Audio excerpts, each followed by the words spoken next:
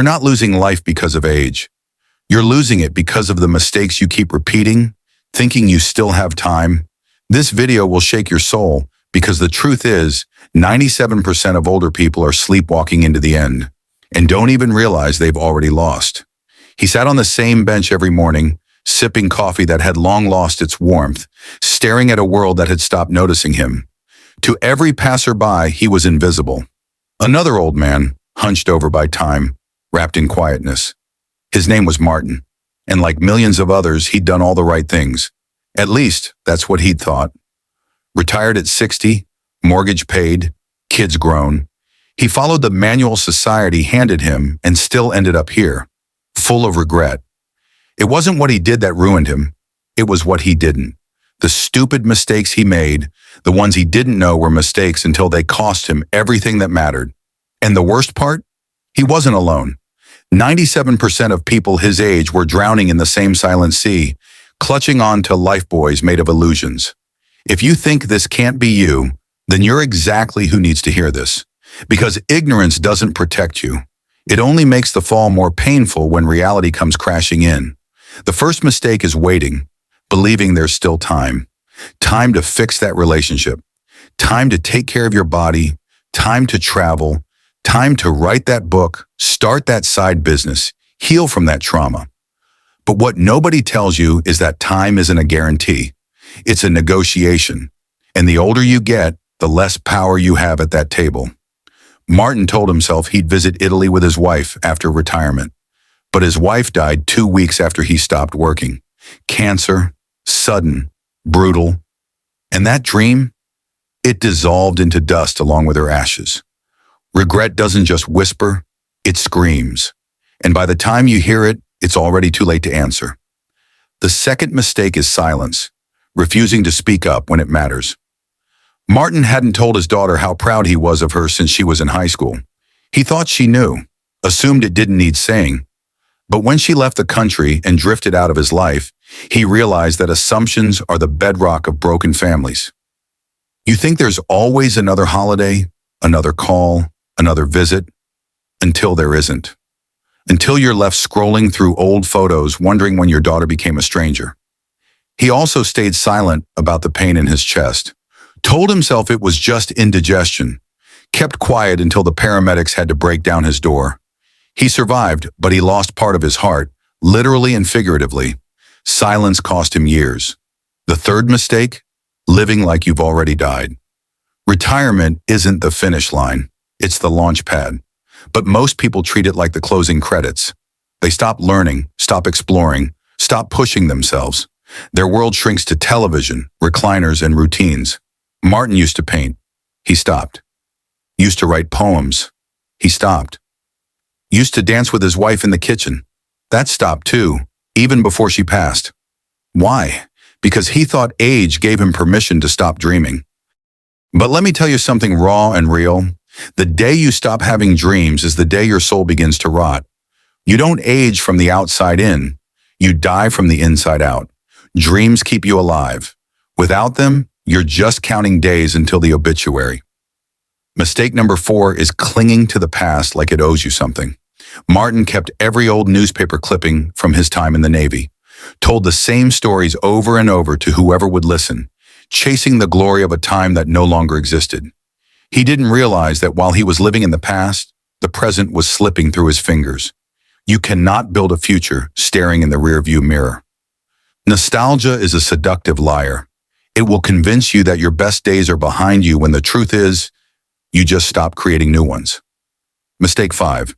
Confusing comfort with happiness. Martin had a paid-off house, a pension, and a routine, but he was miserable.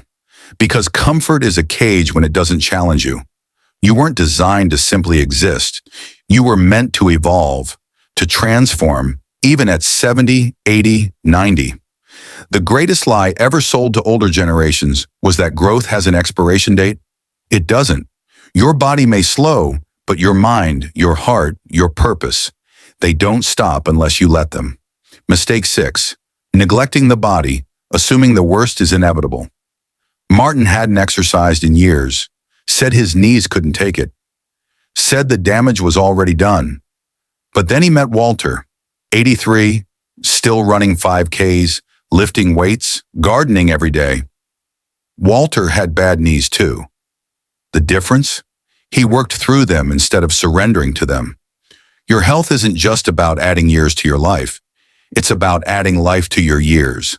There's no glory in dying early from things you could have prevented with a walk and a glass of water. And finally, mistake 7, isolating yourself. This one is the silent killer. Loneliness is more dangerous than smoking, more lethal than obesity. Martin's phone didn't ring for weeks. His social calendar was empty, and every day he told himself people were just busy. The truth? He never reached out either. Pride, fear of being a burden. He let the walls grow thick around him. And in the end, it wasn't his heart or his body that failed. It was the absence of connection that killed his will to keep going. But here's where the story bends. Not every ending has to be tragic. Martin met a young man one afternoon, a volunteer who stopped by the park bench to ask him a question about the war. That conversation turned into weekly coffee, then a podcast, then a small group of veterans who started meeting every Thursday. Martin started painting again. He picked up his pen, dusted off his easel, and turned his regrets into stories, warnings, wisdom. He couldn't change his past, but he became a lighthouse for others steering into similar storms. This video isn't just a list of mistakes. It's a mirror. And if you're brave enough to look into it, you'll see the version of yourself you've been avoiding. You'll see the choices you've been postponing. You'll feel the weight of the things you thought you had time to fix. Don't wait until you're sitting on a cold park bench wondering where it all went. Pick up the phone. Tell someone you love them. Go for a walk. Open that notebook. Start the thing you said you'd do one day, because one day turns into never. And if you've already made these mistakes, good. Now you know. Now you can choose differently. This isn't about fear. It's about urgency. It's about remembering that life doesn't stop giving you chances. It just gets quieter about them. Listen closely, and if you found even a sliver of truth in this story, don't keep it to yourself. Share it with someone who still thinks they have forever. Because sometimes, all it takes is one video, one moment, one wake-up call to rewrite everything.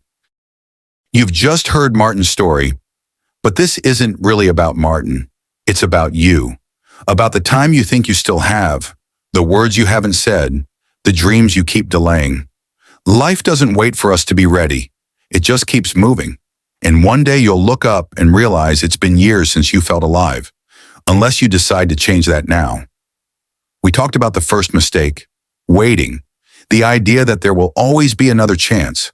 But time is a fragile thing. You don't get to control how much of it you have left, only what you do with it.